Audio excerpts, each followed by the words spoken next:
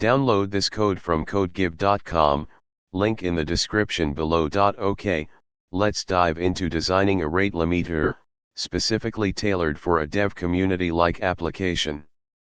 This tutorial will cover the concepts, design choices, implementation approaches, and code examples. Introduction: what is a rate limiter and why do we need one? A rate limiter is a critical component in modern web applications and APIs. It controls the number of requests a user or client can make to a particular service within a given time frame. It's a mechanism that helps to prevent abuse, stops malicious actors from overwhelming your system with excessive requests, example DDoS attacks, bot-driven spam. Protect infrastructure, safeguards your servers and databases from overload, ensuring availability and responsiveness for all users.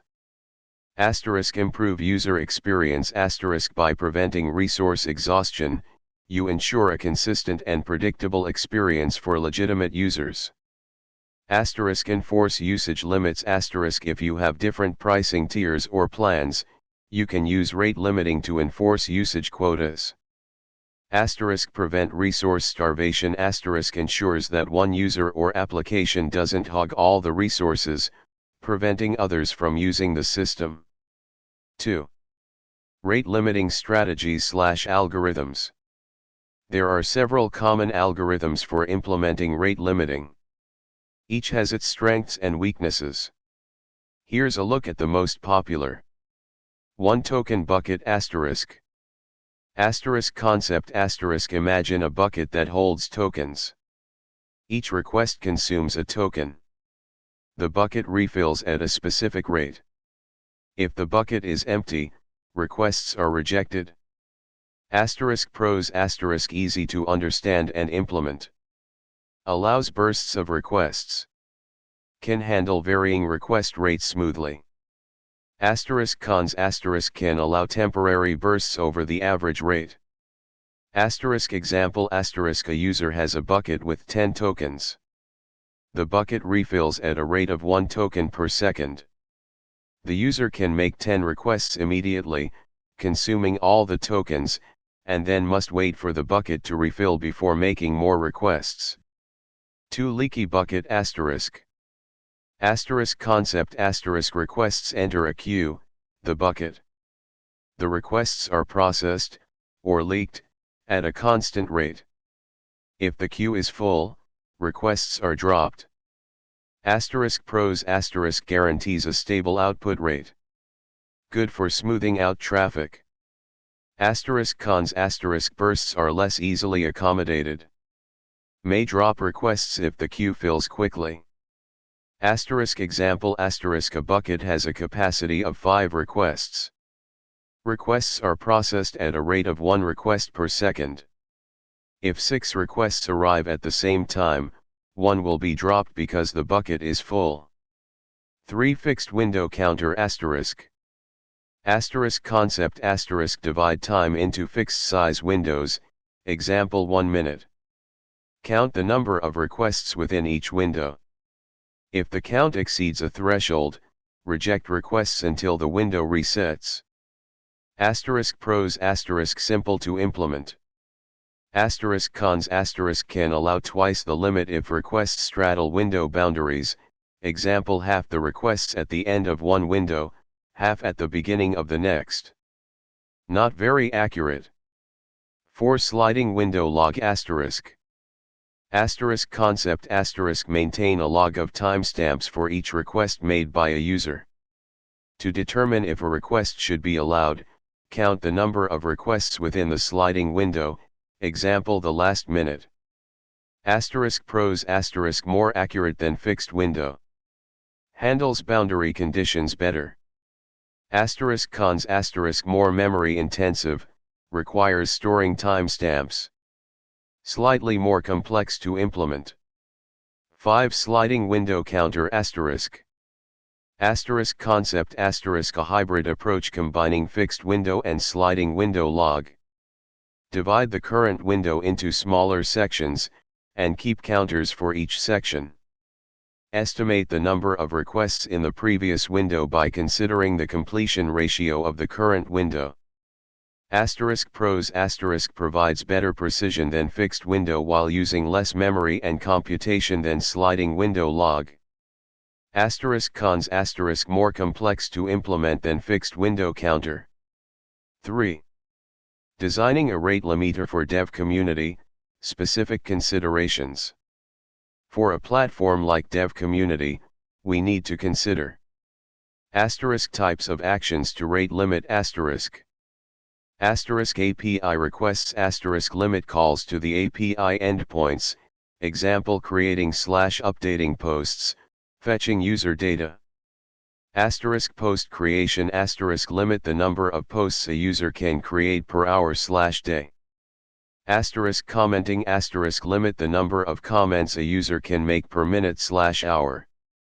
Voting, upvotes / downvotes limit the number of votes a user can cast per day. Follow / unfollow limit the number of users a user can follow / unfollow per hour. Search queries limit the number of search queries per minute. Profile updates limit the frequency of profile updates. Rate limit granularity per user the most common approach, limiting actions on a per user basis.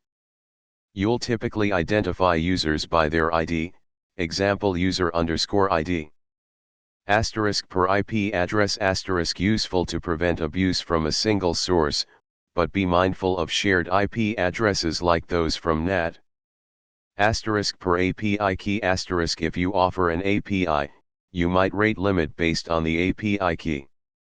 Per organization / team for team-based features, you might rate limit at the organization level.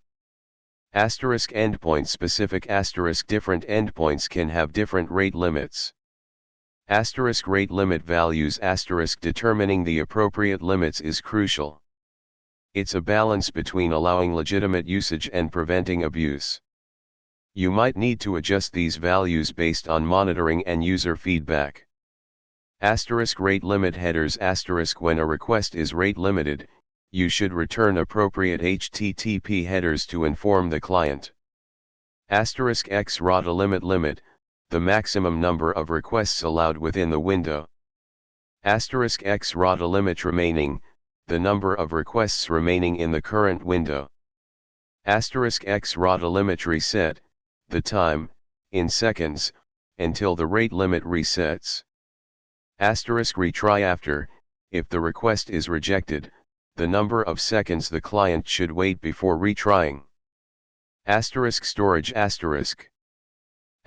in memory, readies, MEMC fast and efficient, but data is lost if the server restarts. Suitable for stateless rate limiting, where you don't need to persist rate limit data across restarts. Database, PostgreSQL, MySQL persistent and reliable, but slower than in-memory stores. Suitable for stateful rate limiting, where rate limit data should persist. 4. Implementation example, Python with Redis, token bucket. Here's a Python example using Redis to implement the token bucket algorithm. Redis is a popular choice for rate limiting due to its speed and support for atomic operations. We'll use the Redis Python library. Key improvements and explanations. Redis pipeline uses a Redis pipeline, with self.redis.pipeline, as pipe, to execute multiple commands atomically. This is critical for concurrency. Without atomicity, you can have race conditions where multiple requests consume tokens at the same time, bypassing the limit. Lua scripting the core logic, checking the bucket, refilling tokens, decrementing tokens, is implemented in a Lua script that is executed atomically on the Redis server. This further enhances concurrency and reduces round trips between the application server and Redis. It's highly recommended for robust rate limiting. Expiration readies.call, expire, key, 2 refill _interval, sets an expiration time on the readies key. This prevents keys from accumulating indefinitely if a user becomes inactive. The expiration is set to twice the refill interval to ensure that the key is not prematurely deleted during periods of inactivity. *get_rate_limit_headers function *. This function retrieves the current state of the token bucket, tokens remaining, last refill time, and returns the appropriate rate limit headers to include in the HTTP response. This allows clients to understand their rate limit status. Error handling, simplified for production, you would add more robust error handling, example catching readies connection errors, validating input. Configuration makes the readies connection parameters, host, port, database, configurable. This is good practice for deployment. Clearer refill logic the refill logic in the Lua script and get_rate_limit_headers calculates how many tokens to refill based on the time that has passed since the last refill. *humget instead of get, using humget allows to fetch both tokens and last_refill at once instead of two separate calls. Key generation added _get_key to create a structured key to avoid collisions and make management easier. Max, 0, remaining, in get_rate_limit_headers, ensures the remaining value is never negative. Atomic operations this is the most crucial point. If you're using readies, always use atomic operations, Lua scripting or transactions, to ensure correctness under concurrent load. V. Integration with a web framework, example with Flask. Here's how you might integrate this rate limiter with a Flask web application. Key points. *rate_limit decorator This decorator is the key to integrating the rate limiter. It takes an identifier _func as an argument, which is responsible for extracting a unique identifier from the request, example user ID, IP address. *identifier _func The get_user_ID function is a simple example of an identifier function. In a real application, it would likely authenticate the user and retrieve their ID. HTTP 429 returns a 429 too many request status code when the rate limit is exceeded. Rate limit headers adds the xrata limit -- headers to the response, providing information about the rate limit status. Error handling includes basic error handling. A more robust implementation would handle readies connection errors, invalid identifiers, etc. 6. Alternative storage options. *MEMC8 similar to readies, but generally simpler and less feature-rich. Good for basic key value storage, but lacks the advanced data structures and scripting capabilities of readies. Database You can use a relational database, like PostgreSQL or MySQL, to store rate limit data. Create a table with columns for the identifier, user ID, IP address, the remaining tokens, and the last refill timestamp. Use database transactions to ensure atomicity. Databases are generally slower than in-memory stores. In-memory, without external cache. If you only have one server, you can store rate limit data in a simple Python dictionary.